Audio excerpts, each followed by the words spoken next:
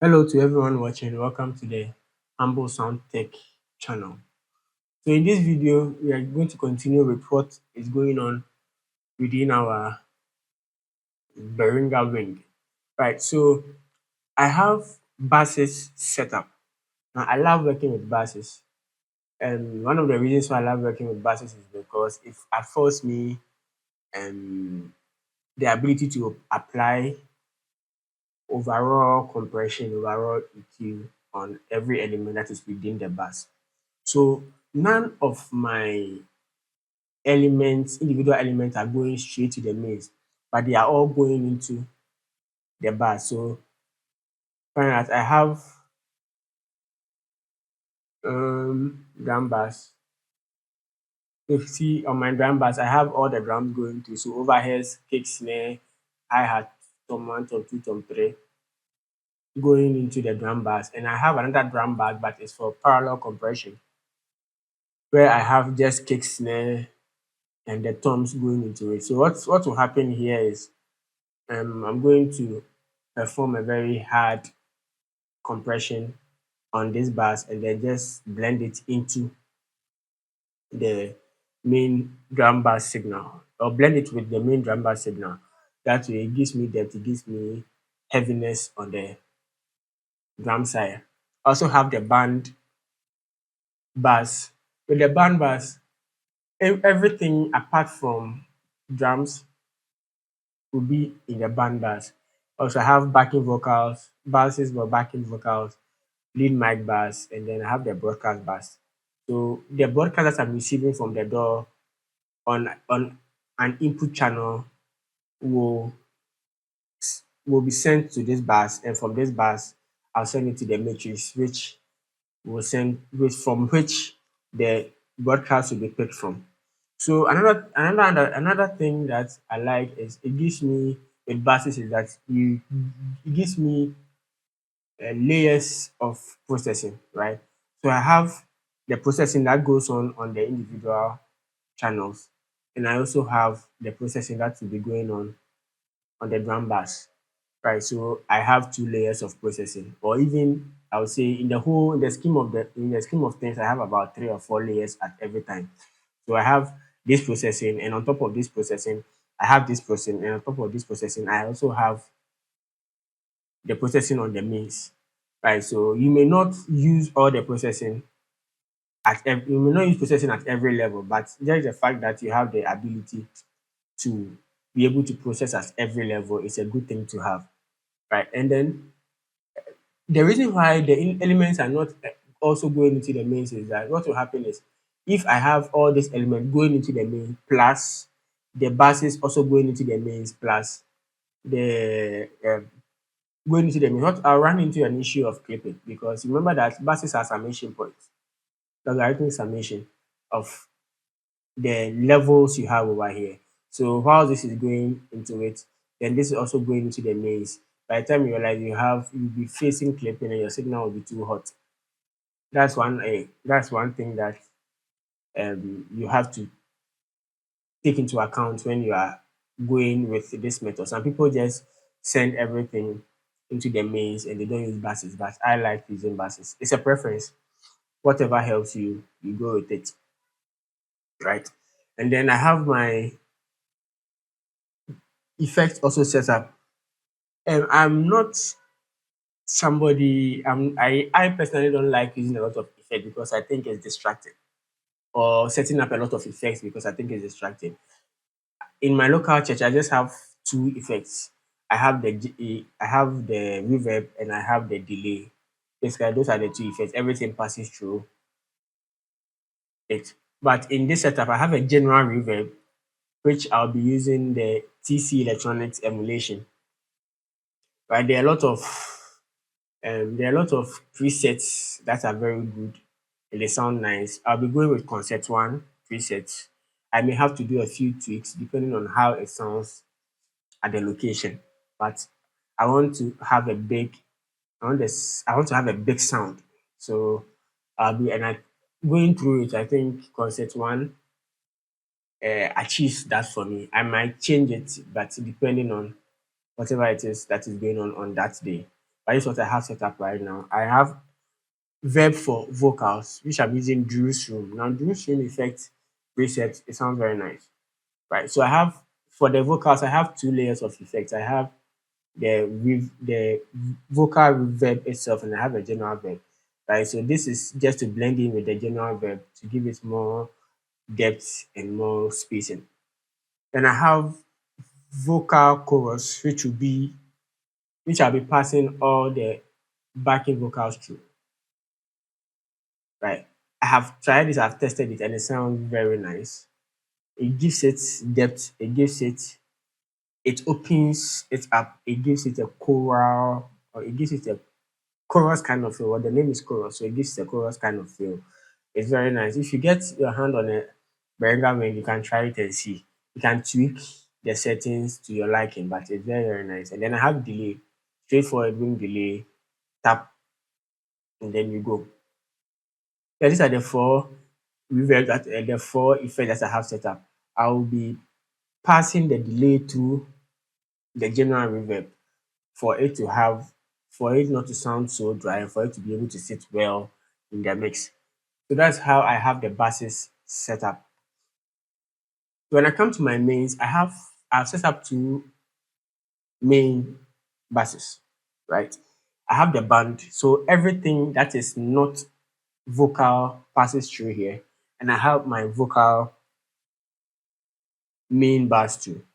So what's one the intention is that when I want maybe more vocals or I want the vocals to stay the same, but I just want to reduce the band, I don't have to go to the individual channels or the basses to reduce them. I just come here and then notch it down, notch it up, depending on what is needed on the day.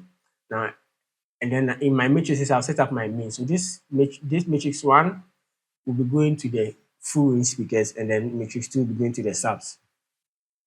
So these two band, the, my band bass, main bass will be passing or will be fed to the mains and the subs, while the vocals will be fed to only the sub because I don't want vocals coming out of my subs. So a threshold, I'll set a crossover here and also have some effects on the sub octaver. Depending on the speaker, some sub speakers will not produce certain frequencies very well, and I found that the sub octaver helps to boost certain frequencies. I may not use it, I may use it, but it depends on the speakers that are coming, right? And then I have my mains. On my mains, I put graphic EQ, right, before the parametric EQ to tune the speakers before I even apply. So I normally use a graphic EQ on top of my mains to tune the speakers. It's going to take out frequencies that I think are too overly represented in the scheme of things, right? So this is how the channels, the buses, and the main and the matrices they are interacting with each other, right? So on my channel 40, which is my broadcast, channel 40, which is my broadcast, it is being patched into this and then into this bus, the broadcast bus, and the broadcast bus is being patched into my broadcast matrix. And on top of it, I have an effect. There is an effect template provided in the Behringer ring, which gives you a combination of tape emulation, EQ using the Mac, gives you an enhancer and gives you a limiter, a precision limiter. In my local church, on my recording, my pen drive recording bus, I have this setup. It's a very nice effect to use on broadcast sound. Right. So basically, this is how they interact with each other. Then I come to my DC. I have my drums. I have my loops. I have everything here. I like to mix from the DCA. If you have everything set up correctly and everything properly done, you can mix a full event, a whole event from your DCA, right? So if I want to lower something, I want to lower the drums, I want to boost the drums, I don't have to go to individual channels to open it unless I want to I want to drill in on a particular channel, that is where I go to the individual channels. But overall, just I just want the drums. I can just come here and then boost it. Come here, lower the pads, maybe open the keyboards. The loop is too loud, I have to reduce. I can do it rather than going to do it on the individual channel. So my edit on my board at every time, my PCA is always queued. If I'm not doing any, and I don't like touching basses after I've worked on them, except I need to touch them, right? But my DCAs is always queued. So my left hand is always working, then frees my right hand to go through the individual channels like that. So basically, that's what we have going on the Midas wing. Have I left anything out? I'm not sure. On my Midas wing, I've also set up my mute groups, um, so I can mute groups of elements at the same time rather than going to the individual channels and pressing mute. You can just set it up. So I know one is my drums, two is loops, three is keys, four, five, four, and four is my guitars, mute group five, BVs, and it continues like that. Right. So basically, that is what we have going on the Behringer wing. So I have I'll just go through some of the templates I've set up. Normally for drums, I set up certain things before the venue day. So for kick, I have when you check kick for my gate, I'll be using the source extractor. It works very well. Immediately, even without tweaking it, when you put it on it, it just works like magic. So I have source extractor on my kick and my snare, my toms, right? I'm not using the normal gate.